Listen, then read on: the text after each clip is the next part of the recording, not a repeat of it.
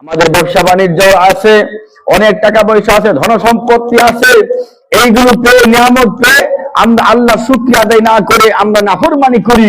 সেজন্য আল্লাহ তাআলা আমাদের এগুলোকে ভূমিকম্পের মাধ্যমে ধ্বংস করে দেন। এগুলো আমাদের কর্মের কারণে। বিশ্বনবী মুহাম্মদুর রাসূলুল্লাহ সাল্লাল্লাহু আলাইহি ওয়াসাল্লাম বলেন, লা ইয়াকুনান্না ফি হাযিল উম্মাহ খাসফুন ওয়া কাযফুন ওয়া মাসকুন। আল্লাহ রাসূল সাল্লাল্লাহু আলাইহি ওয়াসাল্লাম বলেন, জেনে রাখো আমার উম্মতের মধ্যে ভয়াবহ তিনটি বিপদ নেমে আসবে, তিনটি গজব নেমে আসবে, ভয়াবহ তিনটি বিপদ নেমে আসবে। এক নাম্বার হচ্ছে বেশি বেশি ভূমিকম্প হবে, যা আজকে আমরা প্রত্যক্ষ দেখতে পারলাম এবং ভোগ করলাম। এক নম্বরে বেশি বেশি ভূমিকম্প হবে। দুই নম্বরে আকাশ থেকে অথবা কোনো জাতি কোনো গোষ্ঠীর পক্ষ থেকে জুলুম নির্যাতন চেপে আসবে।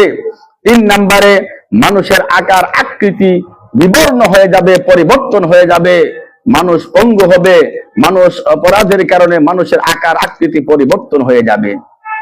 এই তিনটি ভয়াবহ বিপদের মধ্যে রাসূল সাল্লাল্লাহু আলাইহি ওয়াসাল্লাম এক নম্বরে বললেন বেশি বেশি ভূমিকম্প হবে। এই বেশি বেশি ভূমিকম্প কি জন্য হয়? আল্লাহ রাসূল বলেন তিনটি কারণে। এক, ইয়া শারিবুল খুমুরা ওয়াত্তাখাযুল কায়নাত ওয়া দারাবু বিল মাআজিফ। এই তিনটি বিপদ আসার পিছনে তিনটি কারণ। এক নাম্বার কারণ হচ্ছে যখন মানুষ বেশি বেশি মদ পান করবে, নেশাদার দ্রব্য পান করবে। এক নম্বরে বেশি বেশি মদ পান করবে, নেশাদার দ্রব্য পান করবে। দুই নম্বরে যখন গান বাজনা বাদ্যযন্ত্রের মধ্যে নিমজ্জিত থাকবে, হাবুডুবু খাবে। তিন নম্বরে যখন নায়ক নায়িকা নর্তকীদেরকে নিয়ে ব্যস্ত থাকবে। আজকে আমাদের সমাজের মধ্যে, আমাদের যুবক যুবতীদের মধ্যে গত রাত্রি পর্যন্ত অনেকেই বিভিন্ন গান বাজনা বাদ্যযন্ত্র, নাটক, সিনেমা, বেহায়াপন অশ্লীলতার মধ্যে আমরা নিমজ্জিত ছিলাম। সেজন্য আল্লাহ তাআলা সকাল বেলায় ভূমিকম্প দিয়ে আমাদেরকে সতর্ক করছেন।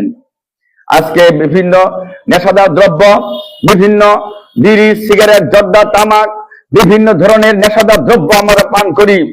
এই নেশাদার দ্রব্য পান করার কারণে, মদ পান করার কারণে আল্লাহ তাআলা আমাদেরকে ভূমিকম্প দিচ্ছেন।